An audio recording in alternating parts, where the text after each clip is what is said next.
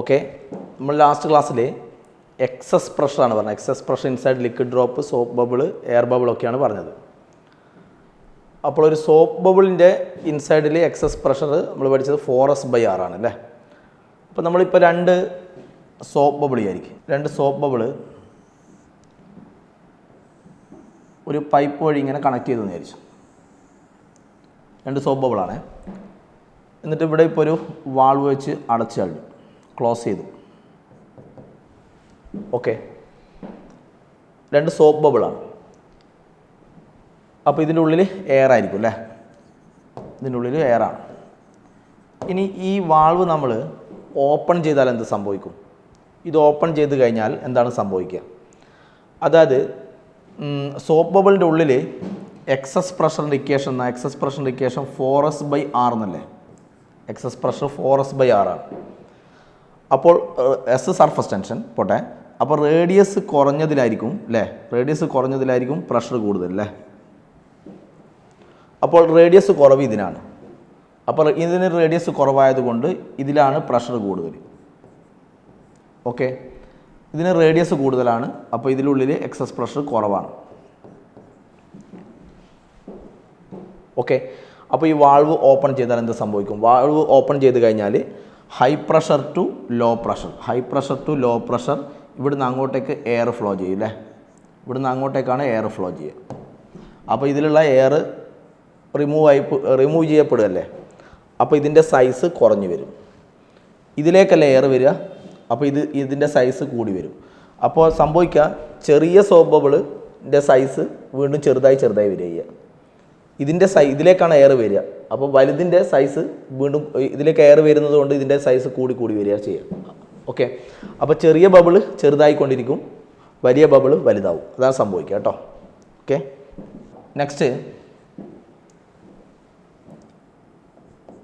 when two soap bubbles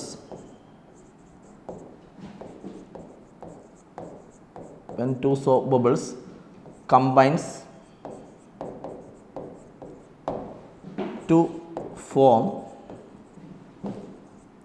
a single bubble,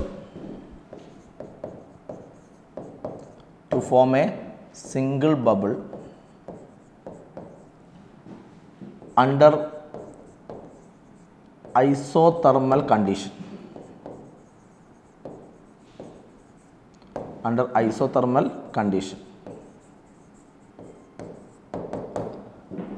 അപ്പോൾ എന്താണ് സംഭവിക്കുന്നത്? രണ്ട് സോപ്പ് ബബിൾ കമ്പൈൻ ചെയ്യുന്നു. ഇതിൽ main point under isothermal condition. Isothermal process എന്ന് വെച്ചാൽ എന്താണ്? ഐസോതെർമൽ പ്രോസസ്സ് എന്ന് പറയുമ്പോൾ ടെമ്പറേച്ചർ കോൺസ്റ്റൻ്റ് അല്ലേ. അപ്പോൾ രണ്ട് സോപ്പ് ബബിൾ കമ്പൈൻ ചെയ്യുന്നു. ഓക്കെ, തൽക്കാലം ഇതിൻ്റെ റേഡിയസ് R1 ആണെന്ന് വിചാരിച്ചോ, ഇതിൻ്റെ റേഡിയസ് R2 ആണ്. രണ്ട് സോപ്പ് ബബിളാണ്. സോപ്പ് ബബിളാകുമ്പോൾ ഉള്ളിൽ പ്രഷർ എത്രയാ, എക്സസ് പ്രഷർ എത്രയാ? 4S/R എന്നാണ് ഇക്വേഷൻ അല്ലേ. ഈ രണ്ട് സോപ്പ് ബബിൾ കമ്പൈൻ ചെയ്തിട്ട് സിംഗിൾ ബബിൾ ഉണ്ടാവുന്നു. കമ്പൈൻ ചെയ്ത് ഒരു സിംഗിൾ ബബിൾ ഉണ്ടാവുന്നു. ഇത് രണ്ടും തമ്മിൽ കമ്പൈൻ ചെയ്തിട്ട് ഒരു സിംഗിൾ ബബിൾ ഉണ്ടാകുന്നു, ഫോം ചെയ്യുന്നു അണ്ടർ ഐസോതെർമൽ കണ്ടീഷൻ. അപ്പോൾ ഞാൻ കാണാൻ പോകുന്നത് ഈ ഉണ്ടാകുന്ന സിംഗിൾ ബബിളിൻ്റെ റേഡിയസ് ആണ്. ഇതിൻ്റെ റേഡിയസ് എത്രയായിരിക്കും? ഓക്കെ, അപ്പോൾ നമ്മൾ പറഞ്ഞു അണ്ടർ ഐസോതെർമൽ കണ്ടീഷനാണ്. അപ്പോൾ ഇത് കമ്പൈൻ ചെയ്യുന്നത് ഒരു ഐസോതെർമൽ പ്രോസസ്സാണ് അല്ലേ. ഐസോതെർമൽ പ്രോസസ് ഇൻഡിക്കേഷനാ ഫോർ ഐസോതെർമൽ പ്രോസസ്സിൻ്റെ ഇക്വേഷൻ എന്താണ്? ഐസോതെർമൽ പ്രോസസ്സിന് PV = കോൺസ്റ്റൻ്റ് എന്നാണ് അല്ലേ. ഫോർ ആൻ ഐസോതെർമൽ പ്രോസസ്, ഇത് കെമിസ്ട്രി പഠിച്ചിട്ടുണ്ടാവില്ലേ. ഐസോതെർമൽ പ്രോസസ്സിന് ഇക്വേഷൻ PV = കോൺസ്റ്റൻ്റ് എന്നാണ്. For an isothermal process PV = constant. അപ്പോൾ PV കോൺസ്റ്റൻ്റ് എന്ന് പറഞ്ഞാൽ ഈ കമ്പൈൻ ചെയ്യുന്നതിൽ ഇതിന് മുമ്പുള്ള PVയും, അപ്പോൾ മുമ്പുള്ള PV എന്ന് പറയുമ്പോൾ ഇതിൻ്റെ PV പ്ലസ് ഇതിൻ്റെ PV അങ്ങനെ എടുക്കണം. Okay, equal to PV constant എന്ന് പറഞ്ഞാൽ ഈക്വൽ ടു ഇതിൻ്റെ PV ആ രൂപത്തിൽ എഴുതണം. അപ്പോൾ ഇതിൻ്റെ PVനെ ഞാൻ ഇങ്ങനെ എഴുതി, P1 V1 plus ഇതിൻ്റെത് P2 V2 എന്ന് എഴുതി, P2 V2. Okay, P V equal to constant എന്നാണ്. അപ്പോൾ ഇവിടെയുള്ള പി വി ഓക്കെ എന്ന് പറഞ്ഞാൽ ബിഫോർ കമ്പൈനിങ് പി വി എടുക്കുക. അപ്പോൾ പി വി എടുക്കുമ്പോൾ രണ്ടും തമ്മിൽ ആഡ് ചെയ്യണം, രണ്ടിൻ്റെ ഓക്കെ ഈക്വൽ ടു ഇതിൻ്റെ എടുക്കണം. ഇതിൻ്റെ ഞാൻ പി വി എന്നങ്ങ് എഴുതി ഇത്. ഇപ്പോൾ P1 എന്ന് പറയുമ്പോൾ ഇതൊരു സോബബിൾ അല്ലേ, സോബബിളിൻ്റെ ഉള്ളിൽ പ്രഷർ എത്രയാണ്, ഉള്ളിലുള്ള എക്സസ് പ്രഷർ P1, ഇതിൻ്റെ ഉള്ളിലുള്ള പ്രഷർ കാണ്ടിക്കേഷൻ 4S/R എന്നല്ലേ. ഇപ്പോൾ 4S/R എന്ന് പറയുമ്പോൾ ഇതിൻ്റെത് 4S/R1 വരും, 4S/R1 റേഡിയസ് R1 അല്ലേ, ഇൻറ്റു വോളിയം സോബബിളാണ്, അപ്പോൾ സ്ഫെറിക്കൽ ഷേപ്പാണ് അല്ലേ. സ്ഫെറിക്കൽ ഷേപ്പ് ആയതുകൊണ്ട് വോളിയം എത്രയാണ്, volume 4/3πr3. So 4/3πr1³ plus P2 എന്ന് പറയുമ്പോൾ ഇതിൻ്റെ ഉള്ളിലുള്ള പ്രഷർ, അപ്പോൾ അത് നമുക്ക് 4S/R എന്നുള്ളത് R2 എന്ന് എഴുതാം, 4S/R2 ഇൻറ്റു വോളിയം, ഇതിൻ്റെ വോളിയം 4/3πr³ എന്നുള്ളത് R2³ എന്ന് എഴുതാം, ഇതിൻ്റെത് ഈക്വൽ ടു ഇതിൻ്റെ റേഡിയസ് നമ്മൾ R എന്ന് എടുത്തത്, ആ റേഡിയസാണ് നമുക്ക് കണ്ടുപിടിക്കേണ്ടത്. അപ്പം പ്രഷർ എങ്ങനെ എഴുതാം, പ്രഷർ 4S/R എന്ന് എഴുതാം അല്ലേ, ഇൻറ്റു അതിൻ്റെ വോളിയം 4/3πr³ എന്ന് എഴുതാം. ഓക്കെ, അപ്പോൾ ഈ 4S എന്നുള്ള ടേം എല്ലാത്തിൽ നിന്നും ക്യാൻസൽ ആവും, 4S. അതുപോലെ 4/3π ക്യാൻസൽ ആവും, എല്ലാത്തിൽ നിന്നും ക്യാൻസൽ ആവും. ഓക്കെ, അപ്പോൾ ഇവിടെ ഒരു R1 R1³ ഉണ്ട്, അപ്പോൾ ഇത് ക്യാൻസൽ ചെയ്താൽ R1² വരും അല്ലേ. അതുപോലെ R2 R2³ ക്യാൻസൽ ചെയ്താൽ R2² വരും. അതുപോലെ R-ഉം R³ ക്യാൻസൽ ചെയ്താൽ ഇവിടെ R² വരും. ഓക്കെ, അപ്പോൾ ബാക്കിയുള്ള എന്തൊക്കെയാണ്, ഇവിടെ R1² ഉണ്ട് പ്ലസ് R2² ഉണ്ട് ഈക്വൽ ടു R². അപ്പോൾ ഇങ്ങനെയുള്ളത് R1² plus R2² equal to R², ഇങ്ങനെയുള്ളത്. ഓക്കെ, സോ R എന്തായിരിക്കും, R ഈക്വൽ ടു R എന്ന് പറയുമ്പോൾ ഇതിൻ്റെ റേഡിയസ് എന്തായിരിക്കും, √R1² പ്ലസ് R2² ആയിരിക്കും, √R1² പ്ലസ് R2². അപ്പോൾ രണ്ട് soap bubble by an isothermal process, that means temperature constant, അങ്ങനെ കമ്പൈൻ ചെയ്യുകയാണെങ്കിൽ രണ്ട് ബബിൾ കമ്പൈൻ ചെയ്തുണ്ടാകുന്ന ആ പുതിയ സോപ്പ് ബബിളിൻ്റെ റേഡിയസ് കാണേണ്ട ഇക്വേഷനാണ് √R1² plus R2², √R1² plus R2². Isothermal process ആകുമ്പോൾ ഇത് വെച്ച് ചെയ്യണം. ഐസോതെർമൽ പ്രോസസ്സിൻ്റെ ജനറൽ ഇക്വേഷനാണ് P V equal to constant. Okay, next, when two soap bubbles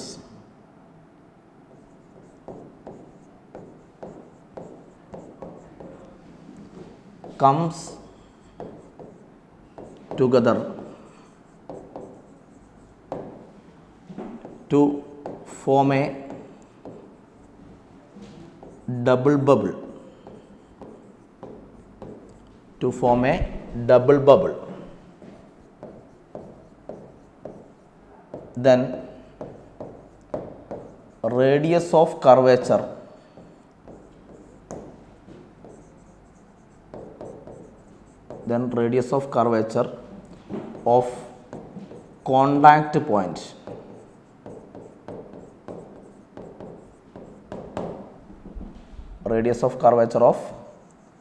contact point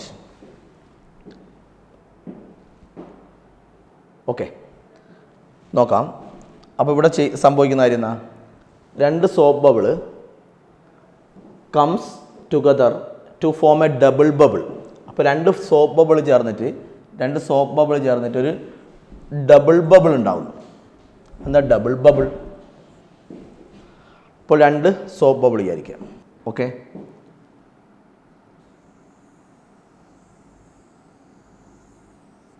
രണ്ട് സോപ്പ് ബബിൾ ചേർന്നിട്ട് ഡബിൾ ബബിൾ എന്ന് പറഞ്ഞാൽ ഇവരിങ്ങനെ രണ്ടും തമ്മിൽ ഒട്ടിപ്പിടിച്ച പോലെ. അപ്പോൾ സംഭവിക്കുക എന്താണ്, ഇതിന് റേഡിയസ് കുറവല്ലേ, ഇതിൻ്റെ ഉള്ളിലുള്ള pressure equation, excess pressure equation 4S/R എന്നല്ലേ, 4S/R എന്നാണ് അല്ലേ. അപ്പോൾ റേഡിയസ് കുറഞ്ഞതിൻ്റെ ഉള്ളിലായിരിക്കും പ്രഷർ കൂടുതലല്ലേ. അപ്പോൾ ഈ കേസിൽ ഇതിനാണ് റേഡിയസ് കുറവ്, ഇതിനാണ് റേഡിയസ് കൂടുതൽ. അപ്പോൾ റേഡിയസ് കുറഞ്ഞതിലായിരിക്കും എക്സസ് പ്രഷർ കൂടുതലല്ലേ. അപ്പോൾ ഇതിൽ പ്രഷർ ഞാൻ P1 നിർത്തും, ആലോചിക്കുക, P1 ഇതിൽ പ്രഷർ P2 എന്ന് എടുത്തു. രണ്ട് സോപ്പ് ബബിളാണ്, അപ്പോൾ രണ്ടിൻ്റെ ഉള്ളിൽ എയർ ആണുള്ളത് അല്ലേ. അപ്പോൾ സംഭവിക്കുന്ന എന്താ, ഇതിനാണ് ഫസ്റ്റത്തെ ഇതിനാണ് റേഡിയസ് കുറവ്. റേഡിയസ് കുറഞ്ഞതിൽ പ്രഷർ കൂടും. അപ്പോൾ ഇതിലെ പ്രഷർ എക്സസ് പ്രഷർ പുറത്തേക്ക് ഉണ്ടാവും, അതുപോലെ അതിലുള്ള എക്സസ് പ്രഷർ പുറത്തേക്ക് ഉണ്ടാവും. പക്ഷേ പ്രഷർ കൂടുതൽ എവിടെയാണ്? പ്രഷർ കൂടുതൽ ഇതിലാണ്, കാരണം റേഡിയസ് കുറഞ്ഞതിലാണ് പ്രഷർ കൂടുതൽ അല്ലേ. അപ്പോൾ രണ്ട് സൈഡിൽ നിന്ന് അങ്ങോട്ടും ഇങ്ങോട്ടും തള്ളലുണ്ടാവും. ഓക്കെ, പക്ഷേ പ്രഷർ കൂടുതൽ ഇതിൻ്റെ ഉള്ളിലാണ് പ്രഷർ കൂടുതൽ. റേഡിയസ് കുറഞ്ഞതിലാണ് പ്രഷർ കൂടുതൽ, ഇവിടെയാണ് കൂടുതൽ. പക്ഷേ രണ്ടിൻ്റെ ഉള്ളിൽ നിന്ന് പുറത്തേക്ക് ആ എക്സസ് പ്രഷർ ഉണ്ടാവും അല്ലേ. അതിൻ്റെ ഫലമായിട്ട് ഈ കോണ്ടാക്റ്റിൽ വരുന്ന സ്പേസ് ഉണ്ടല്ലോ, കോണ്ടാക്റ്റ് പോയിന്റ്. അപ്പോൾ രണ്ട് ഭാഗത്തുനിന്നും എയറിൻ്റെ തള്ളലുണ്ടാവും.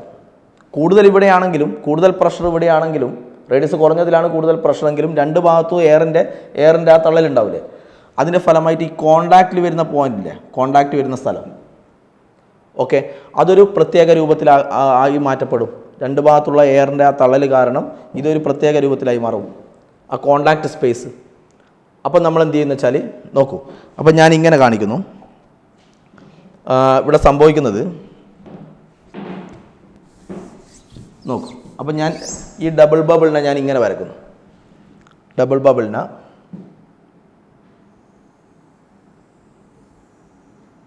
ഒരു ബബിൾ ഇങ്ങനെ, മറ്റേ ബബിൾ ഇങ്ങനെ.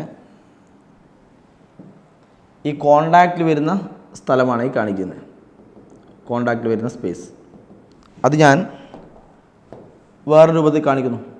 കോണ്ടാക്റ്റിൽ വരുന്ന സ്പേസ്, ആ കോണ്ടാക്റ്റിൽ വരുന്ന സ്പേസിൻ്റെ റേഡിയസ് ഓഫ് കർവേച്ചർ എന്ന് പറഞ്ഞാൽ. അപ്പോൾ റേഡിയസ് ഓഫ് കർവേച്ചർ എന്ന് പറഞ്ഞാൽ ഇപ്പോൾ നിങ്ങൾക്ക് ഇങ്ങനെ ഒരു സംഭവം കിട്ടി. ഓക്കെ, അതിൻ്റെ റേഡിയസ് ഓഫ് കർവേച്ചർ എന്ന് പറയുമ്പോൾ എന്താ? റേഡിയസ് ഓഫ് കർവേച്ചർ എന്ന് പറഞ്ഞാൽ നിങ്ങൾ അത് വെച്ചിട്ടൊരു സ്ഫിയർ വരക്കുക. റേഡിയസ് ഓഫ് കർവേച്ചർ എന്ന് പറയുമ്പോൾ അത് വെച്ചുകൊണ്ടൊരു സ്ഫിയർ വരക്കുക. ഓക്കെ, ഇങ്ങനൊരു പാർട്ട് കിട്ടിക്കഴിഞ്ഞാൽ അതിൻ്റെ റേഡിയസ് ഓഫ് കർവേച്ചർ എന്ന് പറഞ്ഞാൽ എന്താ? റേഡിയസ് ഓഫ് കർവേച്ചർ എന്ന് പറയുമ്പോൾ അത് വെച്ചിട്ട് നമ്മളൊരു സ്ഫിയർ വരച്ചാൽ അതിൻ്റെ റേഡിയസാണ് നമ്മൾ റേഡിയസ് ഓഫ് കർവേച്ചർ എന്ന് പറയുന്നത്. അതുപോലെ ഞാൻ പറഞ്ഞു, ഇതിൻ്റെ രണ്ടിൻ്റെ ഉള്ളിൽ, ഇതിൻ്റെ ഉള്ളിലും എയർ ഉണ്ട്, അതിൻ്റെ ഉള്ളിലും എയർ ഉണ്ട്. പക്ഷേ റേഡിയസ് കുറഞ്ഞതിലാണ് പ്രഷർ കൂടുതൽ. ഇതിന് റേഡിയസ് കൂടുതലാണ്, റേഡിയസ് കൂടിയോണ്ട് അവിടെ പ്രഷർ കുറവാണ്. അപ്പോൾ എങ്കിലും രണ്ട് ഭാഗത്തും എയറിൻ്റെ എക്സസ് പ്രഷർ പുറത്തേക്ക് ഉണ്ടാവും. അതിൻ്റെ ഫലമായിട്ട് ഈ കോണ്ടാക്റ്റിൽ വരുന്ന സ്പേസ്, കോണ്ടാക്റ്റിൽ വരുന്ന പോയിന്റ് വേറൊരു രൂപത്തിലായി മാറും, രണ്ട് ഭാഗത്തുള്ള എയറിൻ്റെ ആ തള്ളൽ കാരണം. അപ്പോൾ അതിൻ്റെ ഈ കോണ്ടാക്റ്റിൽ വരുന്ന സ്ഥലത്തിൻ്റെ റേഡിയസ് ഓഫ് കർവേച്ചർ എന്ന് പറയുന്നത്. റേഡിയസ് ഓഫ് കർവേച്ചർ എന്ന് പറഞ്ഞാൽ ഇത് വെച്ചുകൊണ്ട് നിങ്ങൾ എന്താക്കുക, ഇത് വെച്ചുകൊണ്ട് ഇവിടെ നിങ്ങളൊരു സ്ഫിയർ വരക്കുക. അതിൻ്റെ റേഡിയസ് ഓഫ് കർവേച്ചർ. ഓക്കെ, അതാണ് നമുക്ക് കണ്ടുപിടിക്കേണ്ടത്. അതിൻ്റെ റേഡിയസ് ഓഫ് കർവേച്ചർ കണ്ടുപിടിക്കണം. ഓക്കെ, അപ്പോൾ ഞാൻ ഇതിൻ്റെ റേഡിയസ് R1 എടുത്തു, ഇതിൻ്റെ റേഡിയസ് R2 എടുത്തു. ഈ കോണ്ടാക്റ്റിൽ വരുന്ന പോയിൻറ്റിൻ്റെ അത് വെച്ചിട്ട് നമ്മളൊരു സ്ഫിയർ അസ്യൂം ചെയ്തു. അത് വെച്ചുകൊണ്ട് നമ്മളൊരു സ്ഫിയർ അസ്യൂം ചെയ്തു. അതിൻ്റെ റേഡിയസിൻ്റെ പേരാണ് radius of curvature. Radius of curvature of, അത് കണ്ടുപിടിക്കേണ്ടത്. Radius of curvature of contact point, ഈ കോണ്ടാക്റ്റിൽ വരുന്ന സ്ഥലത്തിൻ്റെ റേഡിയസ് ഓഫ് കർവേച്ചർ. ഈ ഒരു സ്ഥലം ഇങ്ങനെയായി മാറാൻ കാരണം എന്താ?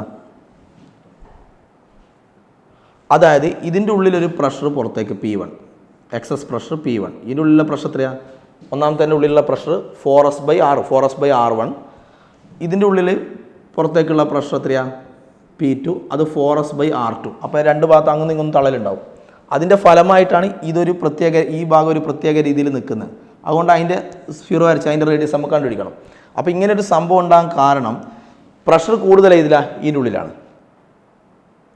ഇനി റേഡിയസ് കുറവായതുകൊണ്ട് ഇതിൻ്റെ ഉള്ളിലല്ലേ പ്രഷർ കൂടുതൽ. അപ്പോൾ രണ്ട് സൈഡിൽ നിന്ന് അവിടുന്ന് ഇങ്ങോട്ടും ഇവിടുന്ന് അങ്ങോട്ടും പ്രഷർ ഉണ്ടാവും. ഓക്കെ, അപ്പോൾ നെറ്റ് പ്രഷർ വരിക P1 - P2.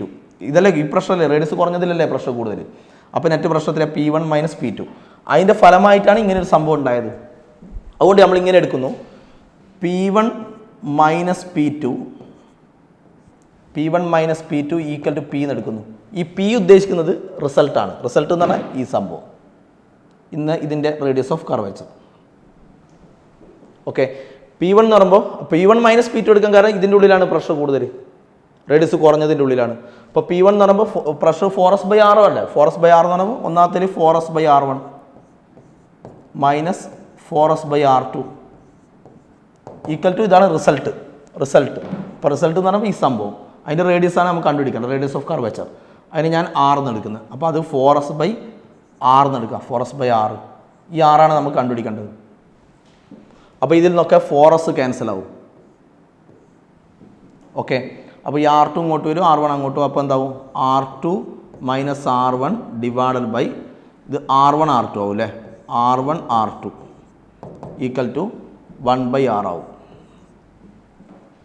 അപ്പോൾ റെസിപ്രോക്കൽ എടുത്താലോ, തിരിച്ചിട്ട് കഴിഞ്ഞാൽ R ഈക്വൽ ടു ഇതിൻ്റെ റെസിപ്രോക്കൽ എടുത്തു കഴിഞ്ഞാൽ R1 R2 by R2 minus R1 ആവും.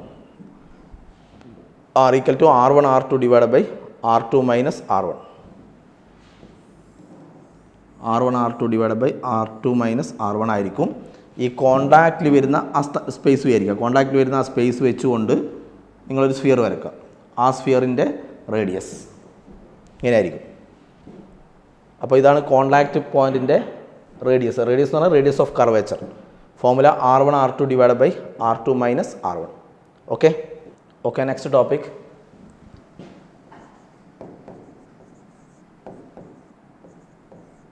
Angle of contact.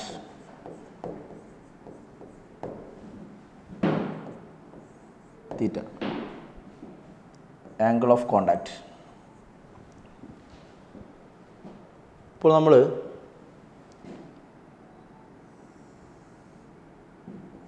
ഒരു ബീക്കറിൽ ഈ ബീക്കറിനകത്ത് നമ്മൾ വാട്ടർ എടുക്കാമെന്ന് വിചാരിച്ചു. വാട്ടർ എടുത്തു.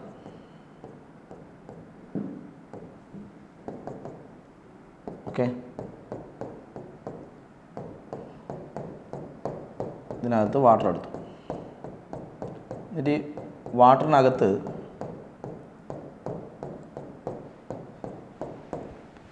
നമ്മളൊരു ഗ്ലാസ് റോഡ് താഴ്ത്തി വെച്ചു. ഇതിനകത്ത് നമ്മൾ ഒരു ഗ്ലാസ് റോഡ് താഴ്ത്തി വെച്ചു.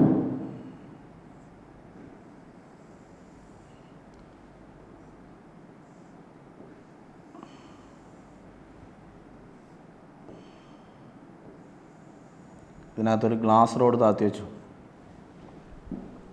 അപ്പോൾ എന്തൊക്കെയാണുള്ളത്? ഇവിടെയുള്ളത് വാട്ടറാണ്, ഇത് ഗ്ലാസ് റോഡാണ്. അപ്പോൾ ഇവിടുത്തെ പെയർ ആരൊക്കെയാണ്? വാട്ടറും ഗ്ലാസ് റോഡും. ഓക്കെ, അപ്പോൾ ഇതിലുള്ള വാട്ടർ മോളിക്കൂളും തമ്മിൽ അല്ലേ, ലൈക്ക് മോളിക്കൂൾ, ഒരേ മോളിക്കൂൾ തമ്മിൽ ഉണ്ടാകുന്ന വാട്ടർ മോളിക്കൂളും തമ്മിൽ ഉണ്ടാകുന്ന ഫോഴ്സ് ഏതാ? കോഹസീവ് ഫോഴ്സ് അല്ലേ. അതുപോലെ വാട്ടർ മോളിക്കൂളും ഗ്ലാസ്സിലുള്ള മോളിക്കൂളും തമ്മിൽ ഏത് ഫോഴ്സാണ്? ഒന്ന് വാട്ടറാണ്, ഒന്ന് ഗ്ലാസ് ആണ് അല്ലേ. അവർ തമ്മിലുണ്ടാവുക അഡ്ഹസീവ് ഫോഴ്സാണ്. അപ്പോൾ വാട്ടർ മോളിക്കൂളും തമ്മിൽ കോഹസീവ് ഫോഴ്സ് ഉണ്ടാവും. വാട്ടർ മോളിക്കൂളും ഗ്ലാസ്സിലുള്ള മോളിക്കൂളും തമ്മിൽ അങ്ങോട്ടേക്ക് അഡ്ഹസീവ് ഫോഴ്സ് ഉണ്ടാവും അല്ലേ. വാട്ടർ മോളിക്കൂളും ഗ്ലാസ് മോളിക്കൂളും തമ്മിൽ അഡ്ഹസീവ് ഫോഴ്സ് ഉണ്ടാവും. ഈ കേസിൽ ഈ വാട്ടർ മോളിക്കൂളും തമ്മിലുള്ള കോഹസീവ് ഫോഴ്സ് ഉണ്ടല്ലോ, ഇതിനേക്കാൾ കൂടുതലാണ് ഗ്ലാസ്സിലേക്കുള്ള അഡ്ഹസീവ് ഫോഴ്സ്. എന്ന് പറഞ്ഞാൽ കോഹസീവ് ഫോഴ്സിനേക്കാൾ കൂടുതലാണ് ഇവിടുത്തെ അഡ്ഹസീവ് ഫോഴ്സ്. അപ്പോൾ ഇവിടെയുള്ള വാട്ടർ മോളിക്കൂൾ എന്ത് ചെയ്യുമെന്ന് വെച്ചാൽ, ഇവിടെയുള്ള വാട്ടർ മോളിക്കൂളെല്ലാം ഇവിടെയുള്ള ഗ്ലാസ്സിനോട് ചേർന്ന് കിടക്കുന്ന വാട്ടർ മോളിക്കൂൾ ഗ്ലാസ്സിനോട് കൂടുതലായിട്ട് ചേർന്ന് നിൽക്കും. ഈ വാട്ടർ മോളിക്കൂളെല്ലാം ഗ്ലാസ്സിനോട് കൂടുതലായിട്ട് ചേർന്ന് നിൽക്കും. കാരണം അങ്ങോട്ടേക്കുള്ള അഡ്ഹസീവ് ഫോഴ്സാണ് കൂടുതൽ. അഡ്ഹസീവ് ഫോഴ്സ് കൂടുതലായതുകൊണ്ട് ഇത് ഗ്ലാസ്സിലേക്ക് ചേർന്ന് നിൽക്കും. അതുപോലെ ഇതിൻ്റെ അരികിലൊക്കെ, ബീക്കറിൻ്റെ അരികിലൊക്കെ ഇതിനോട് ചേർന്ന് നിൽക്കും. വാട്ടർ മോളിക്കൂൾ അതിലേക്ക് ഇങ്ങനെ ചേർന്ന് നിൽക്കും. അതുപോലെ ഇവിടെ അതിലേക്ക് ചേർന്ന് നിൽക്കാൻ കാരണം അഡ്ഹസീവ് ഫോഴ്സ്, അതിലേക്കുള്ള അഡ്ഹസീവ് ഫോഴ്സ് കൂടുതലായതുകൊണ്ടാണ്. ഓക്കെ, അപ്പം ഈ സർഫസിൽ ഇവർ തമ്മിലുള്ള പോയിൻ്റ് ഓഫ് കോണ്ടാക്റ്റ് ഏതാ? പോയിൻ്റ് ഓഫ് കോണ്ടാക്റ്റ് എന്ന് പറഞ്ഞാൽ ആര് തമ്മിലുള്ള പോയിൻ്റ് ഓഫ് കോണ്ടാക്റ്റ്? വാട്ടറും ഗ്ലാസും തമ്മിലുള്ള പോയിൻ്റ് ഓഫ് കോണ്ടാക്റ്റ് അല്ല ഇത്. സർഫസിലുള്ള പോയിൻ്റ് ഓഫ് കോണ്ടാക്റ്റിൽ ഇത് ഇവർ ചേരുന്ന പോയിൻ്റ് സർഫസിലുള്ള. അപ്പോൾ അവിടെ ഇങ്ങനെ വാട്ടർ ഇങ്ങനെ അതിലേക്ക് ഇങ്ങനെ ചേർന്ന് നിൽക്കുന്നതുകൊണ്ട് അവിടെ ഇങ്ങനെ ഒരു കർവ്ഡ് ആയില്ലേ, വളഞ്ഞ് ഇങ്ങനെ ആയില്ലേ. അപ്പോൾ ഈ പോയിൻ്റ് ഓഫ് കോണ്ടാക്റ്റിൽ നമ്മളൊരു ടാൻജൻറ്റ് വരയ്ക്കാം. അവിടെ ഒരു ടാൻജൻറ്റ് വരച്ചു. അപ്പോൾ ആര് തമ്മിലുള്ള പോയിൻ്റ് ഓഫ് കോണ്ടാക്റ്റിൽ? ഗ്ലാസ് റോഡും വാട്ടറും തമ്മിൽ. അവിടെ അഡ്ഹസീവ് ഫോഴ്സ് കൂടുതലായതുകൊണ്ട് വാട്ടർ ഗ്ലാസ്സിലേക്ക് ഇങ്ങനെ കയറി നിന്നു. അപ്പോൾ അപ്പോൾ അവിടെ ഇങ്ങനെ ഒരു കർവ്ഡ് പോലെയായി. അപ്പോൾ അവിടെ നിങ്ങളൊരു ആ പോയിൻ്റ് ഓഫ് കോണ്ടാക്റ്റിൽ അവർ തമ്മിൽ ചേരുന്ന പോയിന്റിൽ ഒരു ടാൻജൻറ്റ് വരയ്ക്കുക. ടാൻജൻറ്റ് വരച്ചു. അവിടെ നിങ്ങളൊരു ടാൻജൻറ്റ് വരച്ചു. ഓക്കെ. ആ ടാൻജൻറ്റും സോളിഡും, ഇവിടുത്തെ സോളിഡ് ആരാ? ഗ്ലാസ് അല്ലേ സോളിഡ്. അപ്പോൾ ആ ടാൻജൻറ്റും സോളിഡും ഗ്ലാസും തമ്മിലുള്ള ആംഗിൾ. ഏത് ഗ്ലാസ്? പുറമേയുള്ള ഗ്ലാസ് അല്ല, ഈ ലിക്വിഡിൻ്റെ പുറമേയുള്ള ഗ്ലാസ് അല്ല, ലിക്വിഡിൻ്റെ അകത്തുള്ള, ഈ വെള്ളത്തിനകത്ത് മുങ്ങിയിരിക്കുന്ന ഗ്ലാസ് റോഡില്ലേ സോളിഡ്, ഇതിന് ഉള്ളിലുള്ള, അല്ലാണ്ട് പുറമേയുള്ളതല്ല. അപ്പോൾ ഈ ടാൻജൻറ്റും ഈ ഉള്ളിലുള്ള സോളിഡും ഗ്ലാസും, പുറമേയുള്ള ഇതല്ലേ എടുക്കേണ്ടത്, ഉള്ളിലുള്ള ഗ്ലാസും ടാൻജൻറ്റും ആ ലിക്വിഡിനകത്തുള്ള ഗ്ലാസും സോളിഡും തമ്മിലുള്ള ആംഗിൾ, ഈ ആംഗിളാണ് ആംഗിൾ ഓഫ് കോണ്ടാക്റ്റ്. ഓക്കെ. അപ്പോൾ ആംഗിൾ ഓഫ് കോണ്ടാക്റ്റ് എന്താ? ആംഗിൾ ഓഫ് കോണ്ടാക്റ്റ് പറയാം ആര് തമ്മിലാണ്? ഇതൊരു ലിക്വിഡ് അല്ലേ, വാട്ടർ, പിന്നെ ഗ്ലാസ് സോളിഡാണ്. അപ്പോൾ ആംഗിൾ ഓഫ് കോണ്ടാക്റ്റ് പറയാം ലിക്വിഡും സോളിഡും. അപ്പോൾ angle of contact between liquid and solid, it is the angle അല്ലേ, ആംഗിൾ ബിറ്റ്വീൻ ആര് തമ്മിൽ? Tangent drawn at the point of contact. ആര് തമ്മിലുള്ള point of contact? Tangent drawn at the point of contact between solid and liquid. ആ സോളിഡും ലിക്വിഡും തമ്മിലുള്ള point of contact എവിടെയുള്ള? അറ്റ് ലിക്വിഡ് സർഫസിൽ അവർ തമ്മിലുള്ള പോയിൻ്റ് ഓഫ് കോണ്ടാക്റ്റിൽ വരച്ചിരിക്കുന്ന ടാൻജൻറ്റ്. അപ്പോൾ tangent drawn at the point of contact between solid and liquid at liquid സർഫസിൽ അവർ തമ്മിലുള്ള സോളിഡും ലിക്വിഡും തമ്മിലുള്ള പോയിൻ്റ് ഓഫ് കോണ്ടാക്റ്റിൽ വരച്ചിരിക്കുന്ന ടാൻജൻറ്റ്. ആ ടാൻജൻറ്റും ആൻഡ് സോളിഡ് ഗ്ലാസും, ടാൻജൻറ്റ് ആൻഡ് സോളിഡ് എവിടെയുള്ള ഗ്ലാസ്? ഉള്ളിലുള്ള, ഇൻസൈഡ് ദ ലിക്വിഡ്, അല്ലാണ്ട് പുറമേയുള്ള ഗ്ലാസ് അല്ല, ഉള്ളിലുള്ള സോളിഡും ആ ടാൻജൻറ്റും തമ്മിലുള്ള ആംഗിളാണ്. So it is angle between tangent drawn at the point of contact between solid and liquid at liquid surface, ആ tangent. Okay. And the solid, ടാൻജൻറ്റും and the solid എവിടെയുള്ള solid? Inside the liquid, ഇതിൻ്റെ ഉള്ളിലുള്ള സോളിഡും തമ്മിലുള്ള angle. ആ ആംഗിളിൻ്റെ പേരാണ് angle of contact. അപ്പോൾ ഇവിടെ ഇപ്പോൾ ഈ പിക്ചർ കണ്ടാൽ തന്നെ അറിയാം, ഈ തീറ്റ എന്ന് പറയുന്നത് അക്യൂട്ടാണ് അല്ലേ, ലെസ് ദാൻ 90 ഡിഗ്രിയാണ് അല്ലേ. ഇനി വാട്ടറിന് പകരം ഈ ബീക്കറിലുള്ളത്, ഇതിനകത്തുള്ളത് മർക്കുറിയാണെന്ന് വിചാരിക്കും. ഇതിനകത്തുള്ളത് മർക്കുറിയാണ്. അപ്പോൾ ഇത് മർക്കുറിയാണെന്ന് വിചാരിച്ചു. ഈ മർക്കുറിനകത്ത് നിങ്ങൾ ഒരു ഗ്ലാസ് റോഡ് താത്തി വെച്ചു. ഇതിനകത്ത് നമ്മൾ ഗ്ലാസ് റോഡ് താത്തി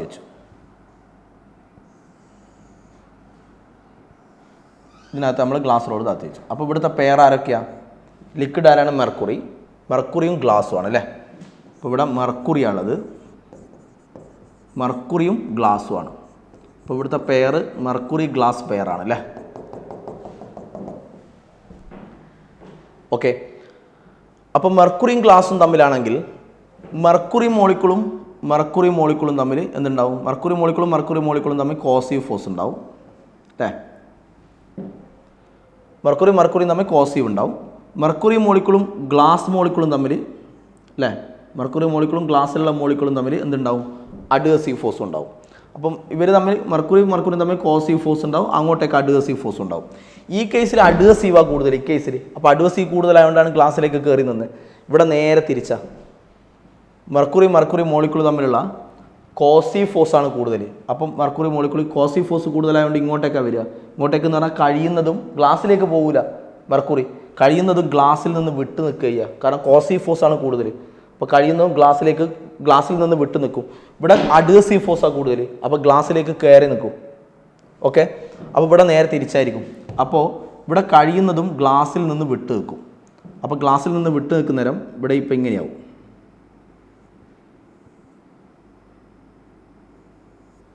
ഓക്കെ.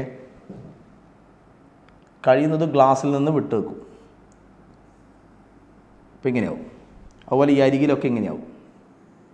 അവിടെയെല്ലാം ഗ്യാപ്പായിരിക്കും, ഇവിടെ ഗ്യാപ്പായിരിക്കും, ഇവിടെ അതുപോലെ ഇവിടെയെല്ലാം ഗ്യാപ്പായിരിക്കും, അവിടെയൊക്കെ ഗ്യാപ്പായിരിക്കും. മെർക്കുറി അതിൽ നിന്ന് നിങ്ങൾ വിട്ട് നിൽക്കും. അപ്പോൾ ഇപ്പോൾ ഏതാ പോയിൻ്റ് ഓഫ് കോണ്ടാക്റ്റ്? ഇവർ ചേരുന്ന പോയിൻ്റ്, ആര് ചേരുന്ന പോയിൻ്റ്? മെർക്കുറിയും ഗ്ലാസും ചേരുന്ന പോയിൻ്റ് ആ സർഫസിലാണ്. സർഫസിൽ ഇവർ ചേരുന്ന പോയിൻ്റ് ഇപ്പോൾ പോയിൻ്റ് ഓഫ് കോണ്ടാക്റ്റ് ഇതല്ലേ? ഓക്കെ, ആ പോയിന്റിൽ എന്ത് വരക്കണം? ആ പോയിന്റിൽ ടാൻജൻറ്റ് വരക്കണം. അപ്പോൾ അവിടെ ടാൻജൻറ്റ് വരച്ചാൽ ഇങ്ങനെ ഉണ്ടാവും, അവിടെ ടാൻജൻറ്റ് വരച്ചാൽ ഇങ്ങനെ ഉണ്ടാവും. ആ പോയിൻ്റ് ഓഫ് കോണ്ടാക്റ്റിൽ ടാൻജൻറ്റ് വരച്ചു. എന്നിട്ട് ആ ടാൻജൻറ്റും ആരും സോളിഡും, സോളിഡ് ആരാ? ഗ്ലാസും. ആ ടാൻജൻറ്റും ഗ്ലാസും തമ്മിലുള്ള ആംഗിൾ, ഏത് ഗ്ലാസ്? ഉള്ളിലുള്ള ഗ്ലാസ്, പുറത്തുള്ള ഗ്ലാസ് അല്ല, ഞാൻ നേരത്തെ പറഞ്ഞു ഉള്ളിലുള്ള. ഇനി ഉള്ളിലുള്ള ഗ്ലാസും, അപ്പോൾ ആ ടാൻജൻറ്റും ഈ ഉള്ളിലുള്ള സോളിഡും ഗ്ലാസും തമ്മിലുള്ള ആംഗിളാണ് ആംഗിൾ ഓഫ് കോണ്ടാക്റ്റ്. ഓക്കെ, അപ്പോൾ ഇപ്പോൾ ഈ ആംഗിൾ എന്താണ്? ഇത് കണ്ടാൽ തന്നെ അറിയാം ഗ്രേറ്റർ ദാൻ 90 ആണ് അല്ലേ, എന്ന് പറഞ്ഞാൽ ഒപ്റ്റ്യൂസ് ആണ്. ഓക്കെ, അപ്പോൾ ഇവിടെ തീറ്റ അക്യൂട്ടാണ് അല്ലേ, തീറ്റ അക്യൂട്ടാണ്, ഇവിടെ തീറ്റ ഒപ്റ്റ്യൂസ് ആണ്. ഓക്കെ, കൃത്യമായി പറഞ്ഞാൽ ഇവിടെ ആരൊക്കെയാണ് പെയർ? അപ്പോൾ വാട്ടർ ഗ്ലാസ് പെയറിന് ഇവിടെ തീറ്റ അക്യൂട്ടാണ് അല്ലേ. കൃത്യമായി പറഞ്ഞാൽ വാട്ടർ ഗ്ലാസ് പെയറിന് ഈ കേസിൽ തീറ്റ 8 ഡിഗ്രിയാണ്, ആംഗിൾ ഓഫ് കോണ്ടാക്റ്റ് 8 ഡിഗ്രിയാണ്. ഫോർ മെർക്കുറി ഗ്ലാസ് പെയർ ഇവിടെ തീറ്റ ഒപ്റ്റ്യൂസ് ആണ് അല്ലേ, ഇവിടെ തീറ്റ 135 140 ഡിഗ്രിയാണ്. ഓക്കെ, ഇനി ഇത് വാട്ടർ ഗ്ലാസ് പെയർ ആണല്ലോ, ഇത് പ്യുവർ വാട്ടറും ക്ലീൻ ഗ്ലാസ് പെയറും, ക്ലീൻ ഗ്ലാസ് റോഡും, പ്യുവർ വാട്ടറും ക്ലീൻ ഗ്ലാസും. അങ്ങനെയാണെങ്കിൽ തീറ്റ ആംഗിൾ ഓഫ് കോണ്ടാക്റ്റ് 0 ഡിഗ്രിയാണ്. For pure water and for water glass pair theta 8 degree, pure water clean glass പെയറിന് തീറ്റ 0 ഡിഗ്രിയാണ്. അതുപോലെ സിൽവർ വാട്ടർ പെയറിന്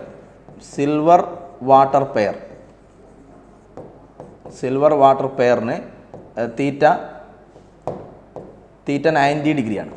ഇതൊക്കെ ഓർമ്മിക്കുക, ഈ വാല്യൂസൊക്കെ ഓർമ്മിക്കുക. Pure water glass theta 0, water glass pair theta 8 degree, mercury ഗ്ലാസ്സിന് തീറ്റ 135 to 140 ഡിഗ്രി ആ റേഞ്ചിൽ വരും. സിൽവർ ഗ്ലാസ് പെയറിന് തീറ്റ 90 ഡിഗ്രിയാണ്. ഓക്കെ, ഇനി ഈ കേസിൽ തീറ്റ അക്യൂട്ടാണല്ലോ, തീറ്റ അക്യൂട്ടാണെങ്കിൽ ലെസ് ദാൻ 90 അല്ലേ, ലെസ് ദാൻ 90 ഡിഗ്രി അക്യൂട്ടാണെങ്കിൽ. ഓക്കെ, ഈ ലിക്വിഡ് സോളിഡിനെ വെറ്റ് ചെയ്യും, നനക്കും. എന്ന് വെച്ചാൽ ഇപ്പോൾ വെള്ളത്തിൽ നമ്മൾ ഗ്ലാസ് മുക്കിക്കഴിഞ്ഞാൽ ഗ്ലാസ് നനയൂലേ എന്ന് പറഞ്ഞാൽ ഈ ലിക്വിഡ് സോളിഡിനെ എന്ത് ചെയ്യും? വെറ്റ് ചെയ്യും. അപ്പോൾ തീറ്റ അക്യൂട്ടാണെങ്കിൽ, ആംഗിൾ ഓഫ് കോണ്ടാക്റ്റ് അക്യൂട്ടാണെങ്കിൽ the liquid will wet the solid. Okay, ഈ കേസിൽ തീറ്റ ഒപ്റ്റ്യൂസ് അല്ലേ, അപ്പോൾ ഗ്രേറ്റർ ദാൻ 90 ഡിഗ്രി അല്ലേ. ഓക്കെ, അങ്ങനെയാണെങ്കിൽ ഈ ലിക്വിഡ് സോളിഡിനെ വെറ്റ് ചെയ്യൂല. എന്ന് വെച്ചാൽ ഗ്ലാസ് മെർക്കുറിയിൽ മുക്കിയിട്ട് നമ്മളിങ്ങ് എടുത്തു കഴിഞ്ഞാൽ അത് വെറ്റ് ചെയ്യപ്പെട്ടിട്ടുണ്ടാവില്ല. ഓക്കെ, അപ്പോൾ liquid cannot wet the solid, theta obtuse ആണെങ്കിൽ.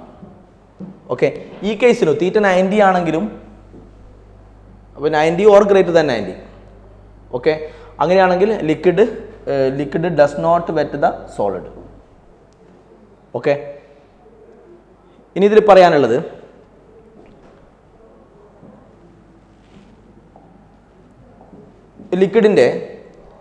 ലിക്വിഡിൻ്റെ ടെമ്പറേച്ചർ ഇൻക്രീസ് ചെയ്യുമ്പോൾ, വെൻ ടെമ്പറേച്ചർ ഇൻക്രീസ് ആകുമ്പോൾ ആംഗിൾ ഓഫ് കോണ്ടാക്റ്റ് ഇല്ല തീറ്റ, ഈ പോയിന്റ്സ് ഒക്കെ ഓർമ്മിച്ചോളാം.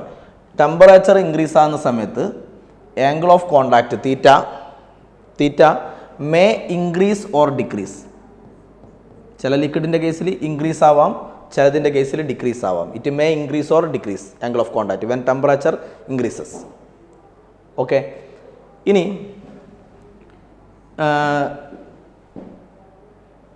സോല്യുബിൾ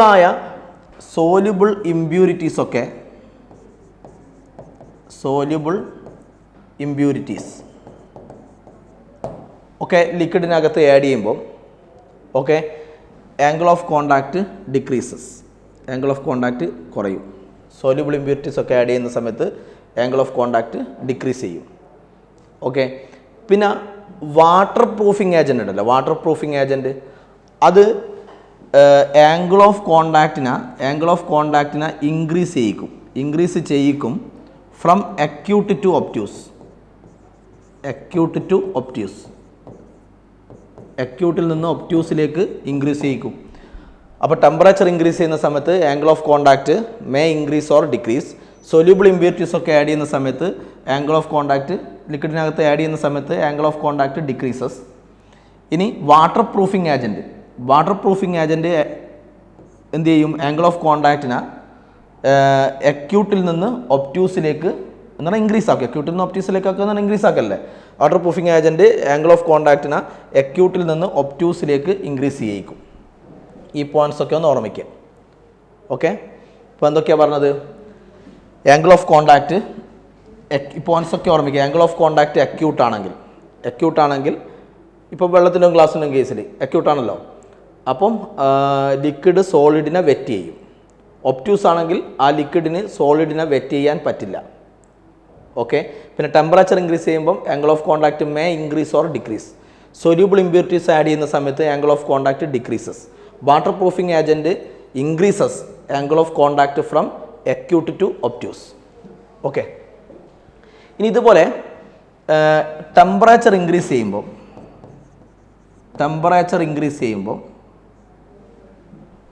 ഓക്കെ ഒരു ലിക്വിഡിൻ്റെ സർഫസ് ടെൻഷൻ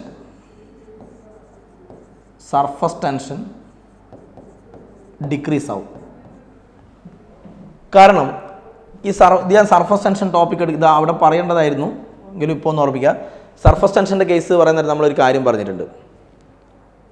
സർഫസ് ടെൻഷന് കാരണമായ ഫോഴ്സ് കോസി ഫോഴ്സ് അല്ലേ.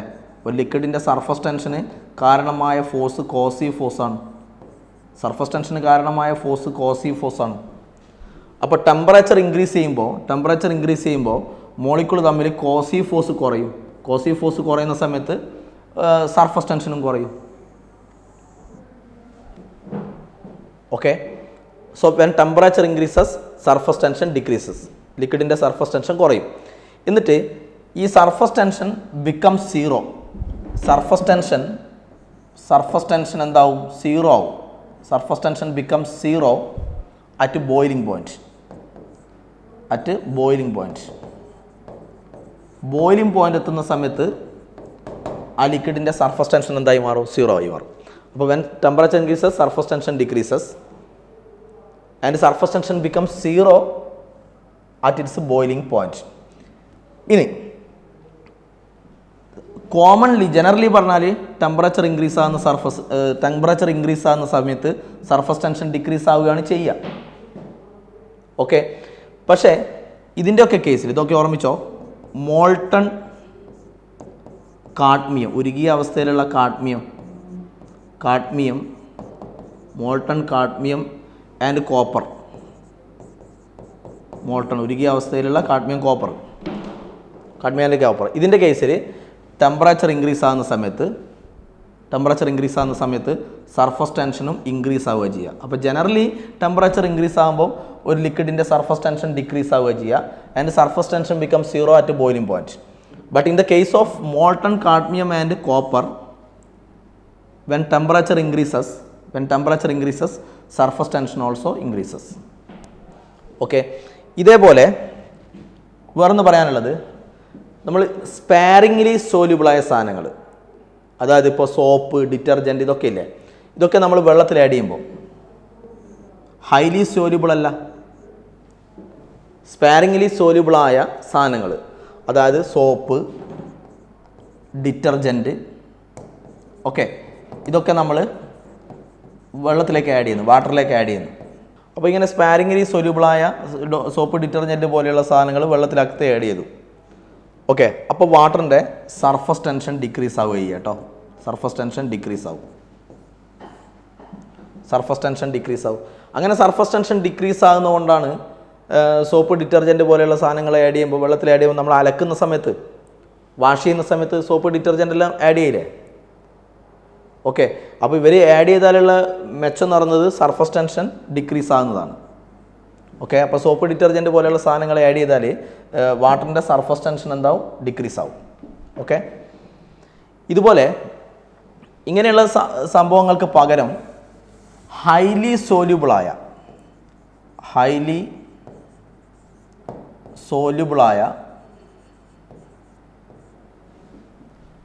ഓക്കെ, ഹൈലി സോല്യൂബിളായ ഇപ്പം ഷുഗർ, സാൾട്ട്, ഇങ്ങനെ കണ്ട സാധനങ്ങളൊക്കെ വാട്ടറിനകത്ത് ആഡ് ചെയ്തു. ഹൈലി സോല്യൂബിളായി ഇങ്ങനെ കണ്ട സംഭവങ്ങളൊക്കെ ആഡ് ചെയ്തു. അങ്ങനെയാണെങ്കിൽ വാട്ടറിൻ്റെ സർഫസ് ടെൻഷൻ ഇൻക്രീസ് ആവുക കേട്ടോ ചെയ്യുക. ഇപ്പോൾ highly soluble impurities, when highly soluble impurities added to water, its surface tension increases. ഇപ്പോൾ എന്തൊക്കെയാണ് പറഞ്ഞത്? ടെമ്പറേച്ചർ കൂടുന്ന സമയത്ത് സർഫസ് ടെൻഷൻ കുറയും, എന്നിട്ട് സർഫസ് ടെൻഷൻ 0 ആവും.